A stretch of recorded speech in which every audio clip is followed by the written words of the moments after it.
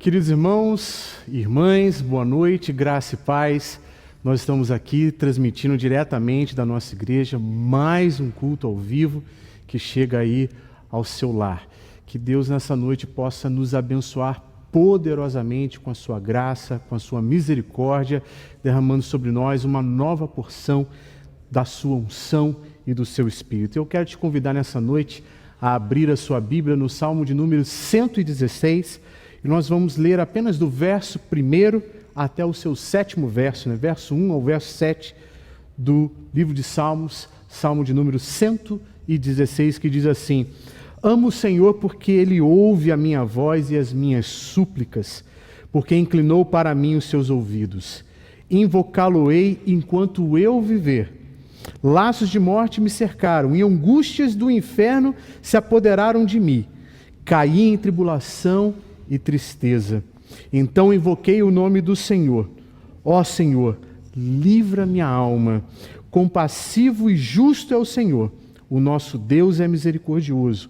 O Senhor vela pelos simples. Achava-me prostrado e Ele me salvou. Volta, minha alma, ao teu sossego, pois o Senhor tem sido generoso para contigo.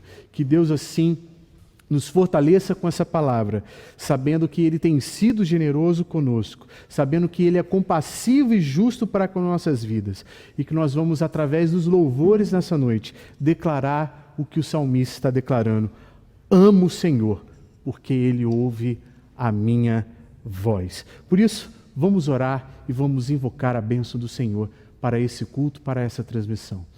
Deus Santo, Deus de amor, Deus Todo-Poderoso, compassivo, justo, benigno, Deus que derrama sobre nós a Tua bênção, a Tua graça, a Tua sabedoria, que nessa noite, mais uma vez, o Senhor venha alimentar a nossa alma, o nosso espírito. Senhor, dependemos de Ti e carecemos da Tua graça. Como diz a Tua palavra, Senhor, que quando nós invocamos o Senhor nos ouviu de maneira graciosa, se inclinando para ouvir o clamor do Teu povo. A Tua graça foi derramada sobre as nossas vidas por causa da nossa pequenez, por causa da nossa limitação, não porque houvesse algo muito especial em nós, mas porque aprove o Senhor nos abençoar, nos agraciar. Nós estamos aqui nessa noite para Te louvar, Senhor. Ensina-nos, Deus, a ter um coração grato. Ensina-nos, ó Pai, a ter um coração disposto a cada dia Te servir com integridade e inteireza de coração, ó Pai. Que nessa noite, mais uma vez, a Tua bênção alcance as nossas vidas, alcance-nos, Deus, em cada lar, em cada poltrona, em cada cama, em cada leito, Senhor. Onde quer que esteja um crente assistindo a essa transmissão, a Tua bênção, Senhor, o Teu poder, o Teu aconchego, o Teu consolo, ó Pai, alcance cada lar e cada lugar. Nós assim Te louvamos e Te pedimos, ó Pai, que o Senhor nos abençoe nessa noite. Abençoa cada ato desse culto, que tudo que venhamos a realizar aqui nessa noite seja para a glória e honra do Teu santo nome. Nós assim Te louvamos e Te bendizemos, no nome santo de Jesus Cristo. Amém e amém. Queridos, vamos louvar o nosso Deus entoando o hino de número 38, 1000 vezes sim, louvores a esse Deus que ouve a nossa oração. Cantemos.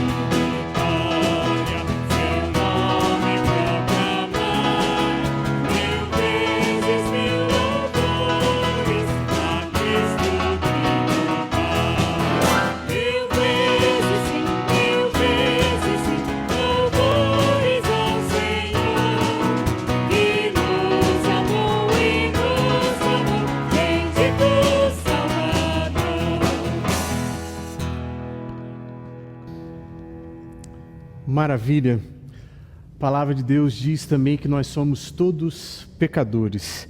E no Salmo 41, verso 4, diz assim: Disse eu, compadece-te de mim, Senhor, sara minha alma, porque pequei contra ti. É curioso perceber que quando Davi simplesmente ocultou as suas falhas, ocultou os seus pecados, envelheceram seus ossos dentro dele, a sua carne sofreu, ou seja, o pecado nos fere, o pecado nos machuca.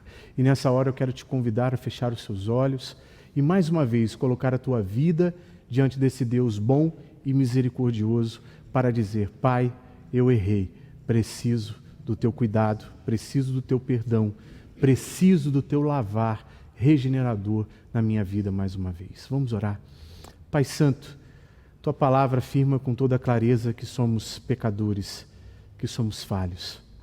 Que nessa noite, ó Pai, o teu Espírito mais uma vez venha trabalhar nas nossas almas, nos nossos corações.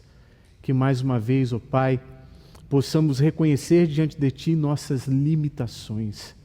Ó Pai, quantas vezes nosso coração se demonstra altivo, soberbo, orgulhoso, incapaz de reconhecer as próprias faltas, incapazes de reconhecer as próprias limitações. Por isso, ó Pai, eu quero te pedir nessa noite, tenha misericórdia, porque a Tua palavra diz que o Senhor conhece o soberbo de longe, mas habita com o contrito e com o humilde de coração.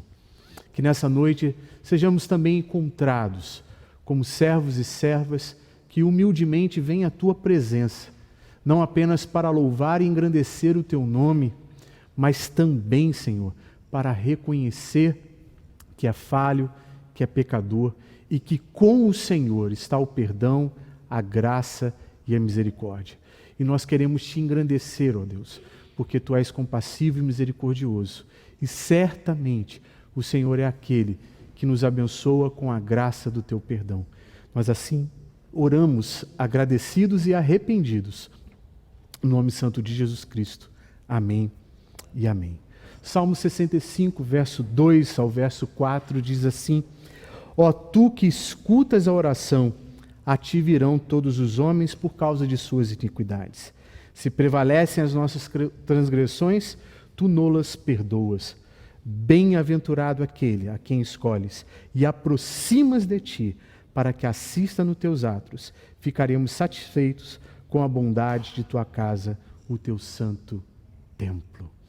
Então, à luz dessa palavra, nós aprendemos que a graça e a misericórdia do Senhor nos dão esse privilégio do perdão e devemos simplesmente louvar a Deus e agradecê-lo, porque Ele nos aproxima dEle, nos aproxima no Seu templo, espiritualmente falando, nos juntando como casa edificada para a Sua glória. E nessa noite, uma vez certos do nosso perdão, de que Deus liberou sobre nós, vamos louvar e engrandecer ao nosso Deus com um momento de louvor com a nossa equipe de música.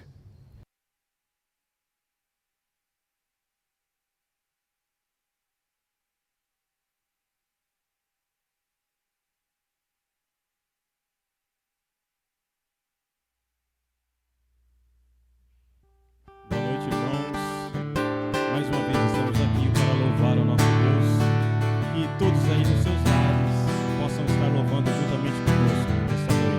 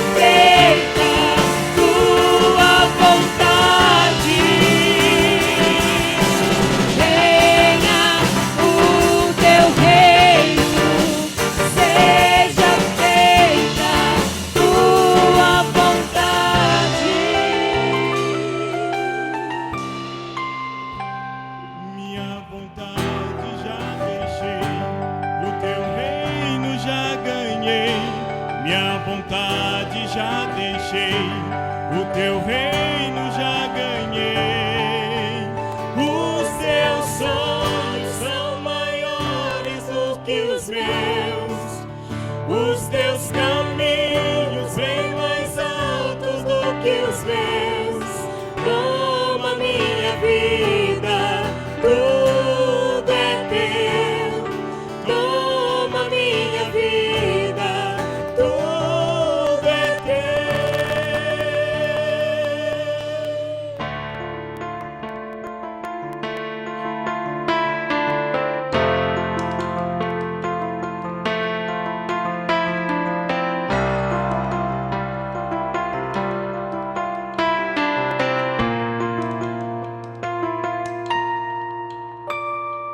Eis-me aqui, prostrado outra vez, pra tudo entregar, pra tudo entregar.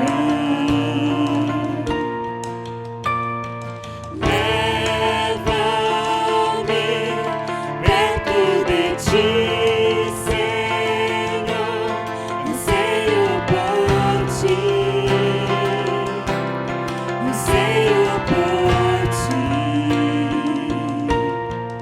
eu me rendo.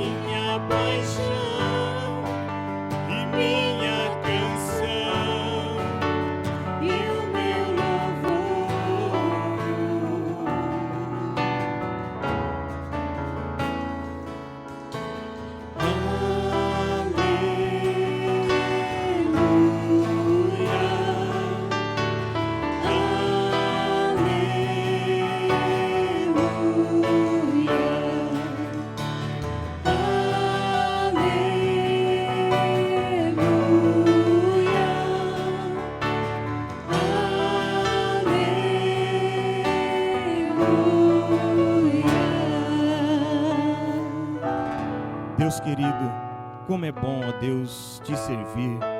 Como é bom, ó Deus, entoar louvores a Ti. Te agradeço, ó Pai, pelo privilégio que temos de estar Te louvando com estes cânticos. Pai amado, também Te agradeço, ó Pai, porque Tu nos permites, ó Deus, a vida e de estarmos aqui fazendo este trabalho, para que assim, ó Deus, aqueles que estão em casa por causa deste problema com a Covid, ó Deus, estejam sendo abençoados, ó Deus, através das nossas vidas e através da vida do Teu servo pastor. Receba, ó Deus, o nosso louvor, faça de nós, ó Pai, instrumentos Teus, ó Pai, aonde quer que andarmos. É isso, ó Deus, o que eu Te peço e Te agradeço em nome do Teu Filho amado, Jesus Cristo. Amém, Jesus. Graças a Deus por esse período de louvor, de adoração que Deus mais uma vez tem nos concedido aqui na igreja. E às vezes a gente brinca aqui com a equipe de música, né? Com a igreja vazia a gente toca mais alto. E se os irmãos tiverem problemas com o som em casa, é só abaixar o volume do celular. Então fica mais fácil, né, toda essa dinâmica. Porém, não a melhor, porque o ideal seria todos os irmãos aqui reunidos, né, para adorar em conjunto e o coração assim se aquecendo.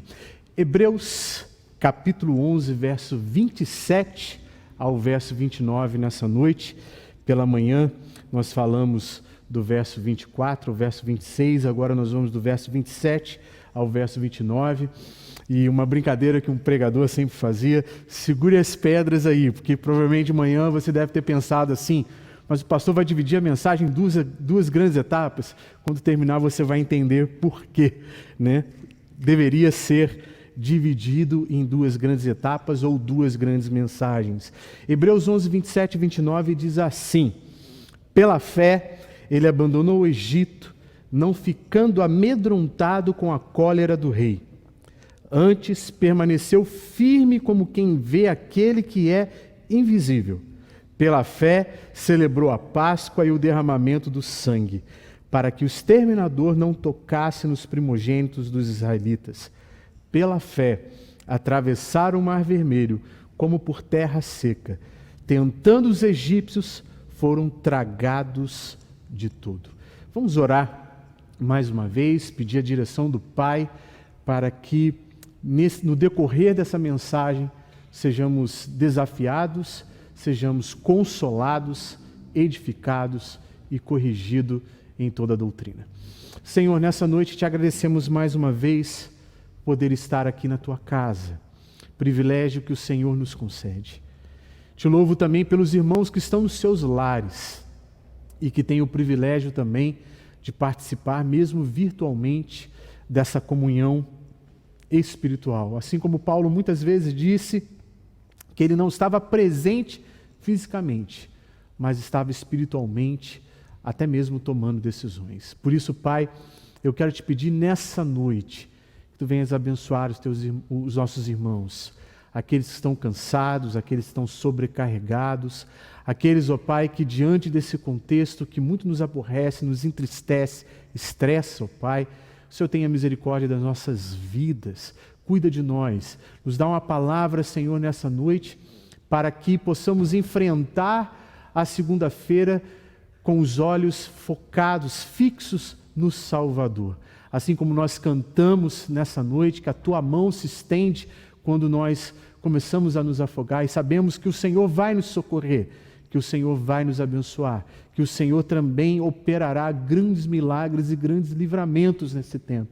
Por isso eu te peço, ó Pai, que a palavra do Senhor traga ânimo aos corações, traga novidade, traga, Senhor, integridade, traga justiça e traga, acima de tudo, fortalecimento na fé, porque precisamos, Senhor, ser renovados a cada dia. Eu te peço que hoje seja um dia muito especial de renovação, ó Pai. Nós queremos assim te louvar e te agradecer por tudo, no nome santo de Jesus. Amém. Queridos, pela manhã a gente descreveu um pouco, né, e falou um pouco detalhadamente da vida de Moisés, mas não falamos todas as coisas. Falamos em 3 sentenças iniciais que começam com pela fé, e o autor ele vai mencionar que pela fé Moisés recusou ser chamado filho da filha de Faraó. Mostra também que pela fé ele fez a escolha de se identificar com o povo de Deus e também de uma tomada de decisão de sofrer a desgraça em lugar de aproveitar dos tesouros reais o qual ele estava envolvido no Egito. Mas agora o escritor vai selecionar mais 3 sentenças que começam com pela fé. E dentro dessas 3 sentenças que nós vamos trabalhar nessa noite, iniciando agora no verso 27, a gente vê que pela fé Moisés deixou em definitivamente, o Egito. E o texto diz: pela fé ele abandonou o Egito, não ficando amedrontado com a cólera do rei, antes permaneceu firme, como quem vê aquele que é invisível. E aqui a gente já começa a ver a fé muito bem definida e muito bem ilustrada. A fé está em oposição ao amedrontar-se, está em oposição ao medo, à fobia paralisante. E isso em relação a um rei com cólera, um rei humano. Mas a fé manifesta em um Deus invisível, porém mais real do que qualquer outra coisa. E aqui a gente tem o auge da vida de Moisés, porque ele está saindo do Egito. E esse abandonou o Egito, a gente precisa compreender, porque muitas vezes nós vamos pensar que todo grande homem de Deus surge assim da noite para o dia. Assim como nós esperamos que quando alguém se converte ao Senhor, no dia seguinte ele se transforme num apóstolo Paulo. Não é assim. Existe uma caminhada e existe um processo. A primeira coisa que a gente viu na mensagem da parte da manhã é que Moisés estava com 40 anos quando ele decidiu ver os seus irmãos e sofrer o opróbrio com os seus irmãos. E o que vai acontecer? Ele vai perceber, ele vai notar uma discussão e ele vai matar um egípcio. E isso está relatado em Êxodo 2, 14 e 15, que diz assim: o qual respondeu: quem te pôs por príncipe e juiz sobre nós? Ou seja, 2 varões estavam discutindo e eles estavam cientes de que Moisés anteriormente havia matado um egípcio e enterrado e escondido. E o texto continua dizendo assim: temeu, pois, Moisés e disse: com certeza o descobriram. E informado desse caso, procurou Faraó matar a Moisés. Porém, Moisés fugiu da presença de Faraó e se deteve na terra de Midian e assentou-se junto a um poço. Nós temos uma primeira saída do Egito, que não foi uma saída pela fé, foi uma saída com medo, amedrontado, querendo salvar a própria pele. Moisés agora foge do Egito, ele não sai, ele foge. E o curioso é que Deus vai trabalhar na vida de Moisés mais 40 anos. E é justamente com 80 anos que no capítulo 3, olha que interessante, do capítulo 2 de Êxodo para o capítulo 3 de Êxodo, você tem um distanciamento de 40 anos. Ou seja, Moisés vive 40 anos no Egito, vive 40 anos longe do Egito, depois volta para o Egito como um grande profeta, como um grande líder e peregrina com essa nação para fora do Egito, governando e orientando essa nação por mais 40 anos, 120 anos. Ou seja, Moisés no Egito aprendeu a ser alguém, no deserto esqueceu que era alguém, mas à frente do povo ele experimentou o que Deus é capaz de fazer através de um ninguém.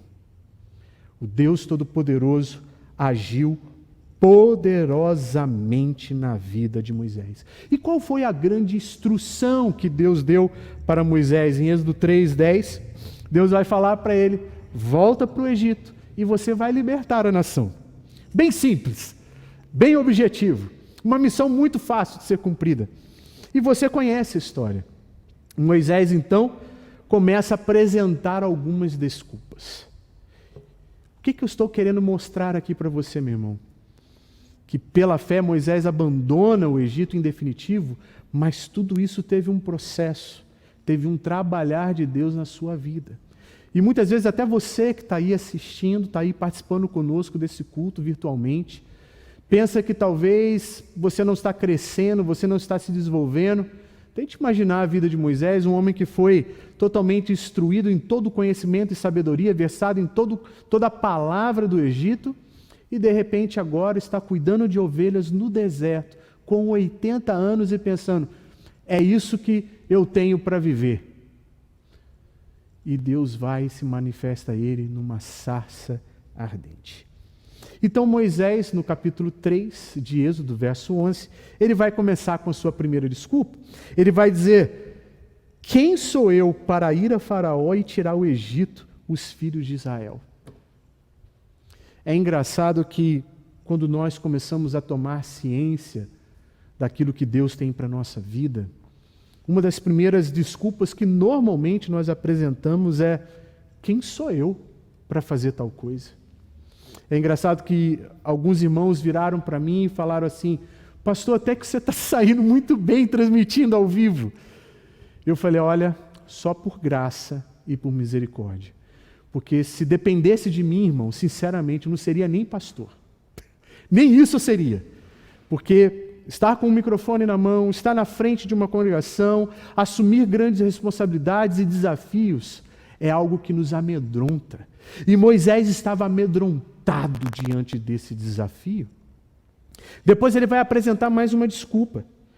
E ele diz, quando perguntarem qual o nome de Deus, o que me enviou, o que lhes direi? Verso 12 de Êxodo 3. Ou seja, Moisés tinha uma noção de quem era o Deus de Israel. Mas no Egito havia vários deuses, e provavelmente a própria nação de Israel também estava em certa medida contaminada pelos deuses do Egito, e talvez até mesmo crendo em algum deles, como a gente vê ao longo da história. Idolatria foi um pecado muito comum entre os judeus da antiga dispensação. E ele fala, o que eu vou falar sobre ti? Que Deus me enviou? E Deus vai dizer, eu sou o que sou. O eu sou te enviou. Isso basta. É engraçado que Deus não emite nenhuma sentença que o defina, porque definir significa dar fim. Ou seja, se Deus se autodefinisse, ele deixaria de ser Deus. Então ele diz, eu sou o que eu sou. O que ele é ontem, ele é o que é. O que ele é hoje, ele é o que é. E amanhã, ele é o que é. Ele é o imutável, o Todo-Poderoso. Aí Moisés apresenta uma quarta desculpa, em Êxodo 4, verso 10. Ah, Senhor, eu nunca fui eloquente, nem outrora, nem depois que falaste ao teu servo, pois sou pesado de boca e pesado de língua. Veja, o homem que foi versado em todo o conhecimento egípcio, em ciência e em língua, agora é pesado, não é eloquente, perdeu toda a capacidade, enferrujou. Mas a verdade é que certos talentos é igual andar de bicicleta. Quando a gente dá as primeiras pedaladas, tudo acontece. Volta à memória tudo aquilo, que a gente aprendeu anteriormente. E ele está falando, eu não sou eloquente. Alguns vão dizer que Moisés tinha problema de gagueira, e eu sempre brinquei aqui na igreja, imagine você ter um pastor gago e tendo que ter uma outra pessoa para falar por ele. Então Deus vira e fala assim, cadê o teu irmão? É Arão? Então ele vai falar por você. Ele será a tua boca. E eu falarei a você e ele vai transmitir ao povo. Deus começa a levantar os recursos. Já que ele não tem, Deus dá. E até brincando, fazendo as nossas transmissões aqui. E a gente vai vendo. Eu não tenho nenhum conhecimento técnico de internet e recursos e coisas do tipo. Mas Deus vai nos dando certos arões. E vão aparecendo, Deus vai dando. E as coisas vão acontecendo. Aí, no verso 12 do capítulo 4, ele diz assim, ah, Senhor, envia aquele que hás de enviar, menos a mim. E aqui é muito interessante, irmãos, porque diante das desculpas que ele vai apresentando, na verdade, Moisés só estava adiando o que estava no coração dele. O que ele tinha que ter dito logo no início é, eu não quero ir. Eu não quero fazer. E muitas vezes é isso que acontece, irmãos, quando nós não queremos servir, nós começamos a apresentar desculpas. Eu não posso isso, eu não posso aquilo, porque eu tenho esse compromisso, eu tenho isso, eu tenho aquilo. Olha, diz o texto sagrado que Deus se irou. E quando Deus se irou, ele entendeu o que Deus queria que ele fizesse. Então, entre Faraó fechar a sobrancelha para ele, ou franzir a testa para ele, e Deus franzir a sua testa, ele preferiu encarar Faraó. E olha, meu irmão, cuidado quando a gente começa a apresentar desculpas demais, falar que eu não sou para isso, eu não sou para aquilo. Você não é Deus. Deus é quem chama e Deus é quem capacita. E Ele prepara todos os recursos para que você possa servir com integridade e com inteireza do coração. Então, depois de receber toda a instrução, Moisés se tornou um homem de fé e que agora não tinha medo de Faraó. Ele conheceu a graça do chamamento, mas conheceu também a ira do Senhor nessa hora. Então, Moisés agora está diante de Faraó. E de tempos em tempos, Moisés ia lá e declarava a palavra do Senhor. E em Êxodo capítulo 8, verso 25, verso 27, diz que durante a praga das moscas, a quarta praga, Faraó então chama Moisés para uma audiência e propõe uma coisa muito interessante para ele. Chamou o Faraó Moisés e Arão e disse: Ide, oferecei sacrifícios ao vosso Deus nessa terra. Respondeu Moisés: não convém que façamos assim, porque ofereceríamos ao Senhor nosso Deus sacrifícios abomináveis aos egípcios. Eis que se oferecermos tais sacrifícios perante seus olhos, não nos apedrejarão eles? Temos de ir caminho de 3 dias ao deserto e ofereceremos sacrifícios ao Senhor nosso Deus, como Ele nos disser. Agora, Moisés, sem medo nenhum do que Faraó poderia fazer a ele. Lembre-se que ele foge do Egito com medo de ser morto por Faraó. E agora ele está frente a frente com o Faraó, dizendo assim: é essa a proposta que o Senhor tem para nós? Não vamos aceitá-la. Nós vamos cumprir a vontade de Deus. Deus mandou a gente vai sair com todo mundo, inclusive com tudo que a gente tem, e ainda com muitas dádivas ainda que vocês vão ter que dar para a gente. Olha que audácia, olha que coragem. Aí Faraó, não satisfeito, oferece mais uma proposta. E no capítulo 8, verso 28, ele diz assim: então disse Faraó: deixar-vos-ei ir para que ofereçais sacrifícios ao Senhor vosso Deus no deserto. Somente que saindo, não vades muito longe, orai também por mim. E aqui Faraó, num ato de esperteza e politicagem, ele usa da fé de Israel para tentar agariar algum tipo de vantagem. Se você pensa que hoje é só os políticos que fazem isso, sempre foi assim na história. Aqui o Egito já mostra isso claramente para a gente. E ele fala: olha, pode ir, mas não vai muito longe não, fica perto. Olha, não esquece de orar por mim também não. E às vezes a gente se emociona, se empolga quando alguém fala assim: ora por mim, ou quando alguém...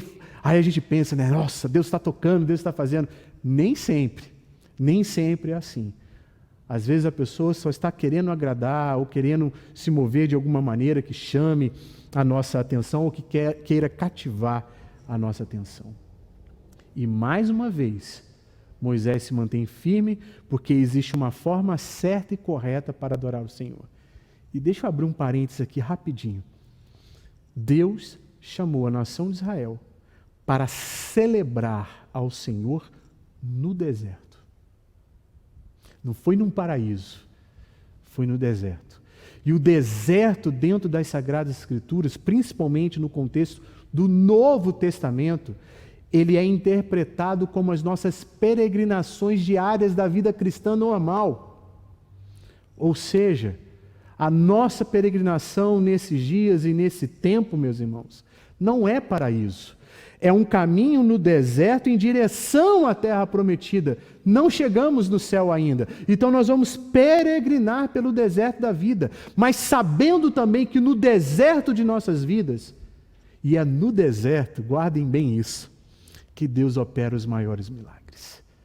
Foi no deserto que as vestes deles não se envelheceram, que as suas sandálias não se romperam, peste nenhuma chegou até eles, a não ser aquelas que foram fruto da desobediência que Deus derramou da sua ira sobre o povo de Israel.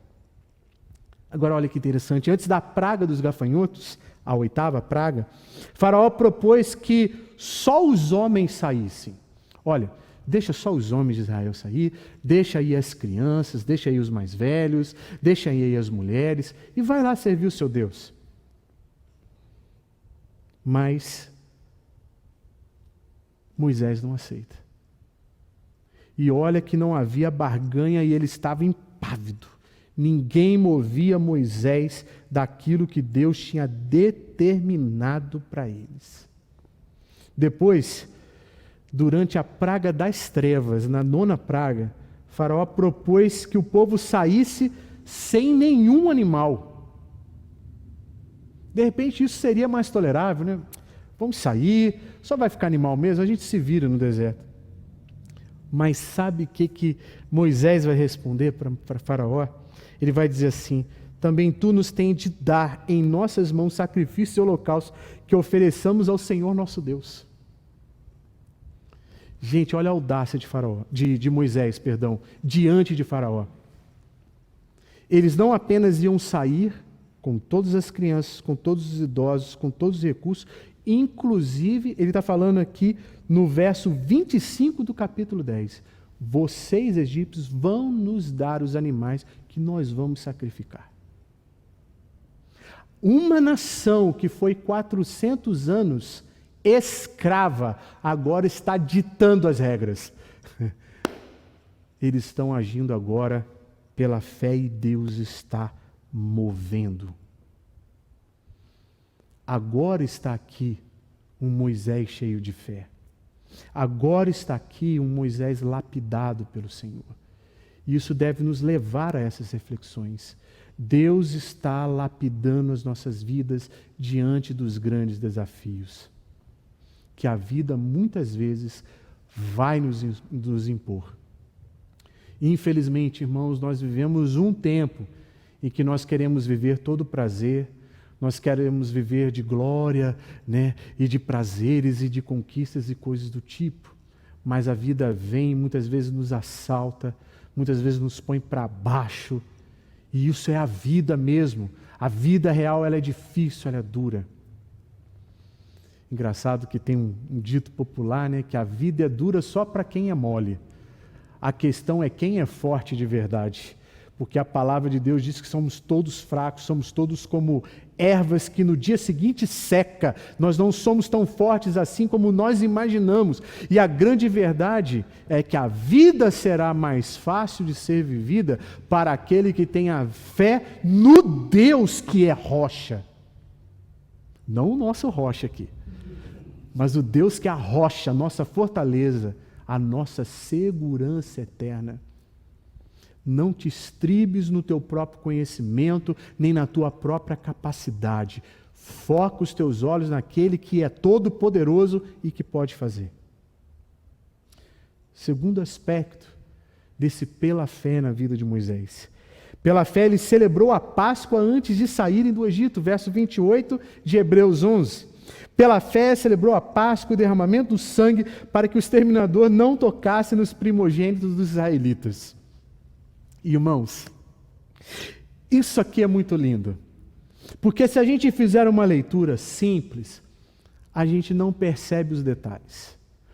Quando que Deus mandou celebrar a Páscoa? E onde? Vou te dar a resposta. Antes de sair do Egito e no Egito. E o que simbolizava a Páscoa? A passagem por cima, ou seja, o anjo da morte passaria por cima. As casas que tivessem seus umbrais com sangue não seriam atingidas. E depois isso seria um memorial do quê? Lembrar-vos-ei que foram escravos no Egito. Ou seja, Deus estava dando para eles o símbolo da libertação antes de acontecer a libertação. Deus é assim. Chama o povo para celebrar uma coisa antes que ela aconteça. Isso é fé. Isso é fé. Crer naquilo que Deus revelou. Em Abraão, Deus dá o sacramento da circuncisão. Em Moisés, Deus dá a Páscoa. E no Novo Testamento nós temos o quê? Uma supressão, nós temos uma mudança, uma continuidade e uma descontinuidade. Na circuncisão, o derramamento de sangue da criança com 8 dias de vida é substituído pelo batismo. A Páscoa é substituída pela ceia. E a ceia, meus irmãos, se não é celebrada em fé, ela vira um mero lembrete da história. Porque a ceia do Senhor nos aponta para a eternidade. E abrindo aqui um parênteses, irmãos, com certeza muitos irmãos devem estar se questionando por que o pastor não faz uma santa ceia online? Né? Os irmãos estão até rindo aqui, né? Por que não faz online? E tem muitas igrejas, inclusive presbiterianas, fazendo online. Deixa eu lhe dizer uma coisa. A Santa Ceia foi instituída para que todo o povo presencialmente participasse. A maior prova disso é que quando Paulo saía para as suas viagens missionárias, ele não parava de hora em hora com qualquer outro que estivesse com ele, Barnabé, ou Silas, ou Lucas, e fazia uma ceia pessoal. A ceia, meus irmãos, é um momento de uma reflexão profunda. E uma das grandes críticas de Paulo à igreja de Corinto é que cada um tomava a sua própria ceia. E quando nós nos dividimos dos nossos lares, nós corremos o risco de tomar uma ceia totalmente pessoal. E para complicar mais ainda a nossa vida, eu quero te implicar e me implicar nessa noite. Porque com esse contexto que nós estamos vivendo, ele está nos levando a uma reflexão de vários pontos doutrinários da fé.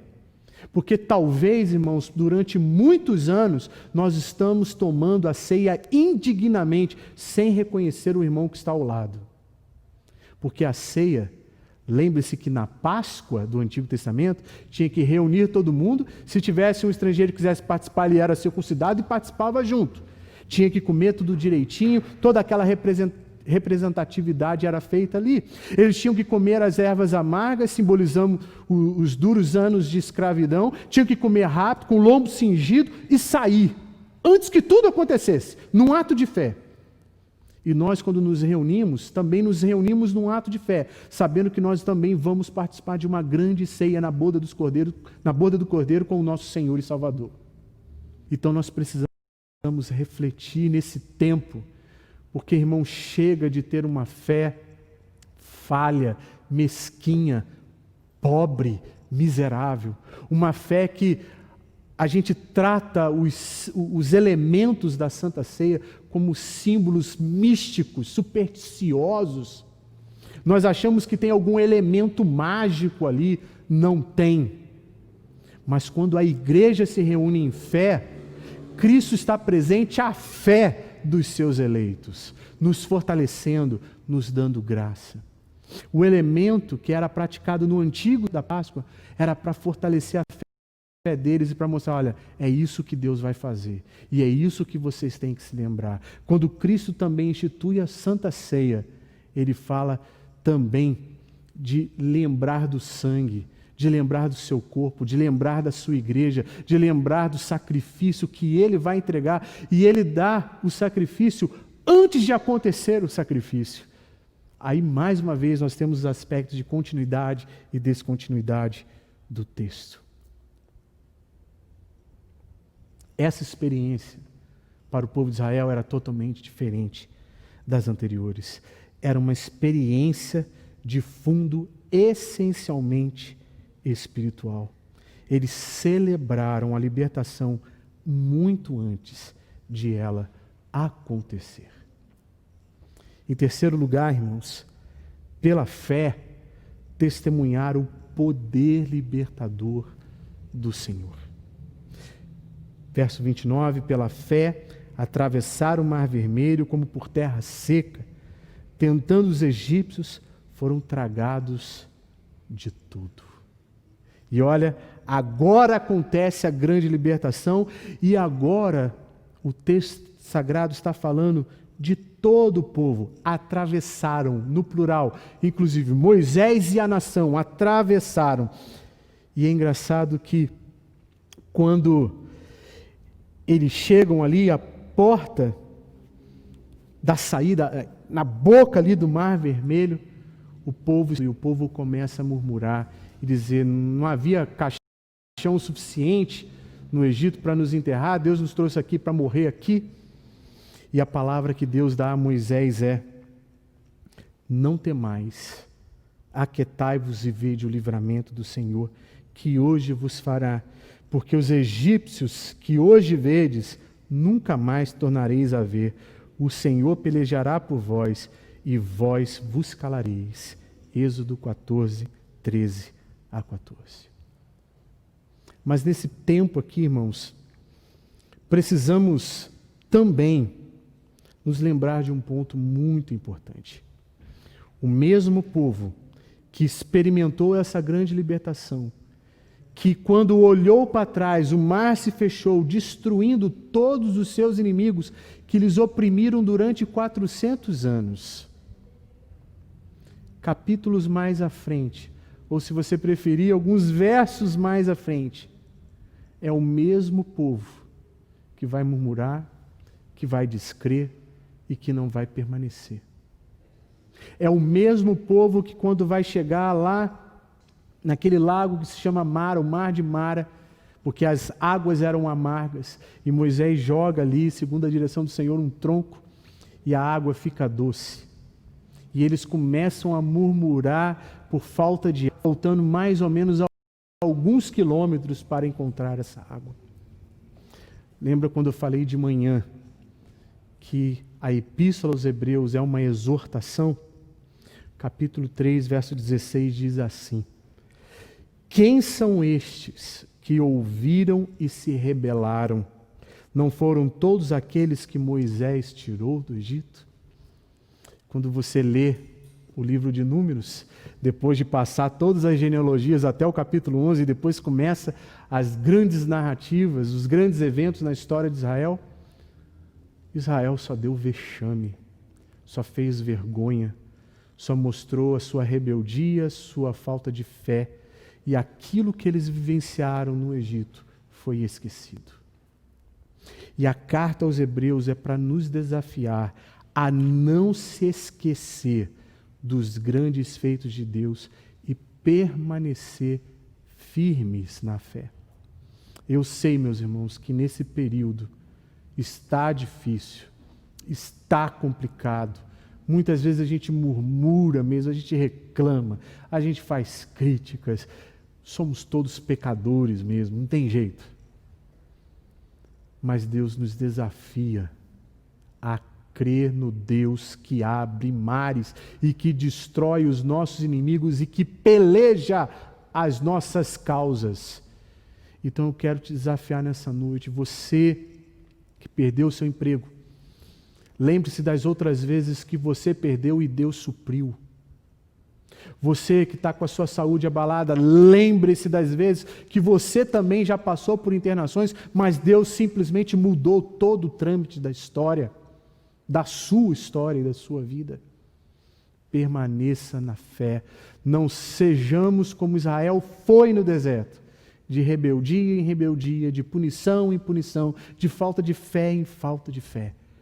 Creia, não temas, e nós veremos o grande livramento do Senhor.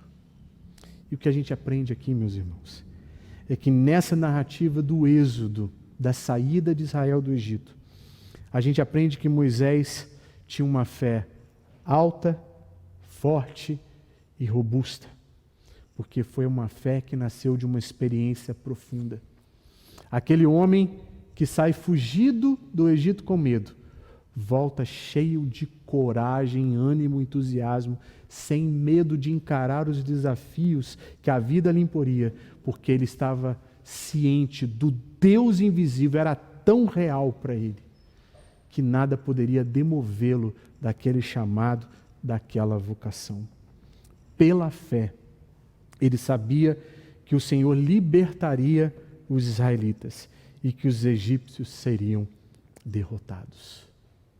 E eu quero fechar esse sermão com apenas uma pergunta: o que você tem visto pela fé?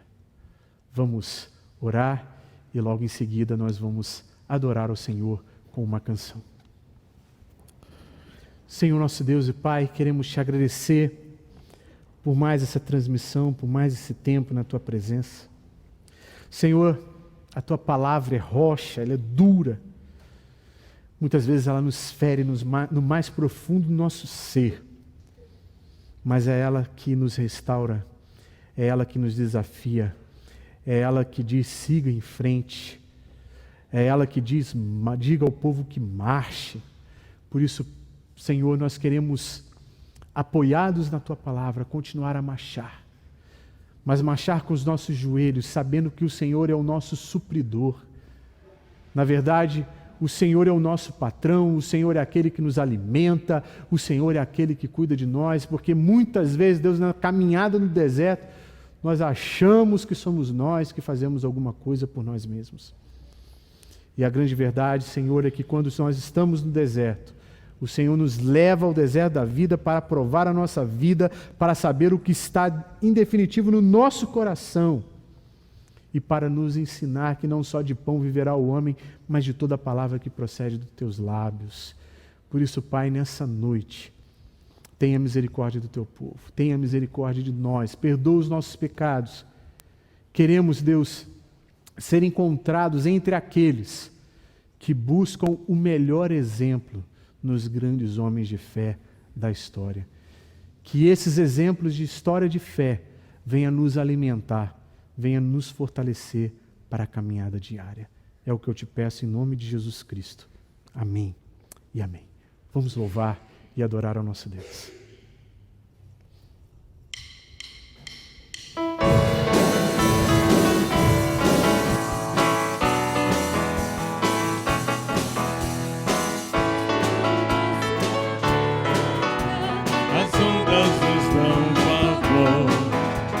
O céu se reveste de trevas, não temos o Salvador. Não se dirá que morramos, podes assim dormir. E a cada momento nos vemos, já precisa surgir. As ondas aprendem o meu andar, sossegar. Seja encapelado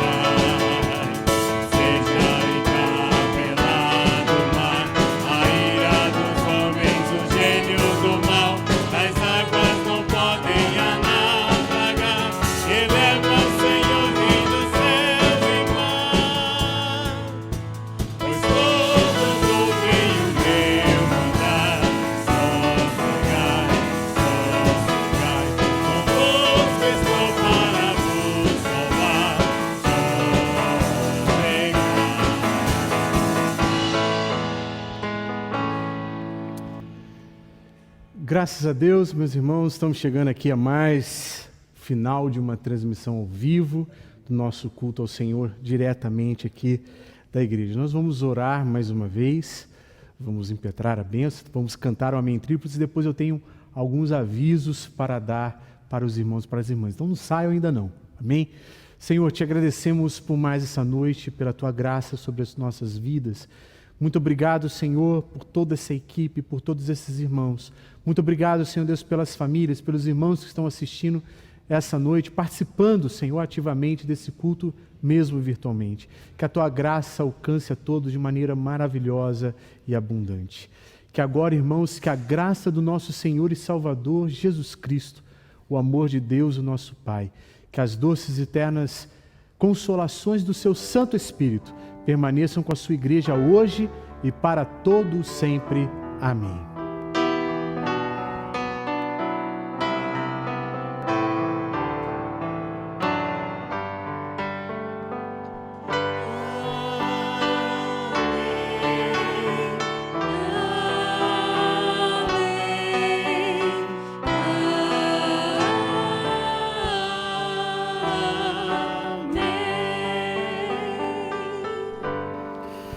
Graças a Deus, irmãos. Então, 2 avisos apenas. Sábado agora, às 19 horas, 19 em ponto, nós estaremos aí transmitindo mais uma mensagem, mais um estudo falando dos fundamentos da reforma. Então, nós vamos passear por várias doutrinas e por vários períodos. Já tivemos um no sábado, já está lá na página da igreja no YouTube, falando sobre um breve histórico da reforma e falando sobre o primeiro pilar, que é o sola scriptura, ou somente as escrituras. Outra coisa, quarta-feira, culto normal aqui sendo transmitido às 19h30, não perca. E um último aviso importante que eu já dei hoje pela manhã, vou ser breve aqui agora à noite, é o seguinte, irmãos, diante das flexibilizações que nós tivemos, que foram apresentadas pelas prefeituras, pelos governos e tudo mais, nós vimos que a nossa igreja, infelizmente, não tem ainda a possibilidade de abrir com essa pequena parcela de pessoas, com apenas 30%.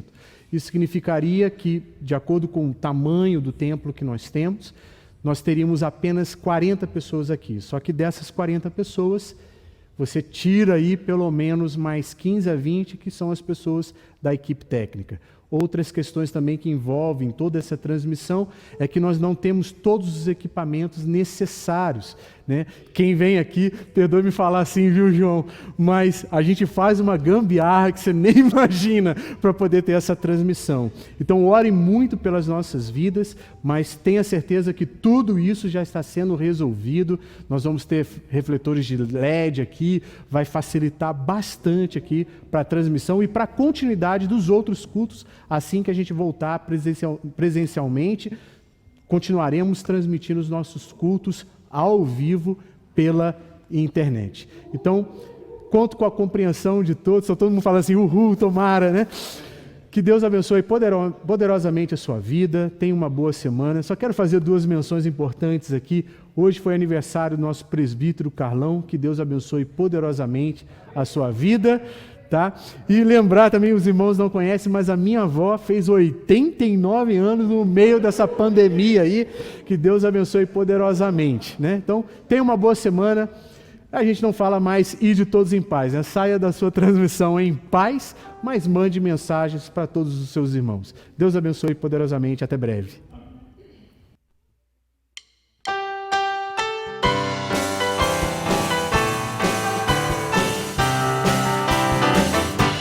Deus enviou seu Filho amado para nos salvar e perdoar. Na cruz morreu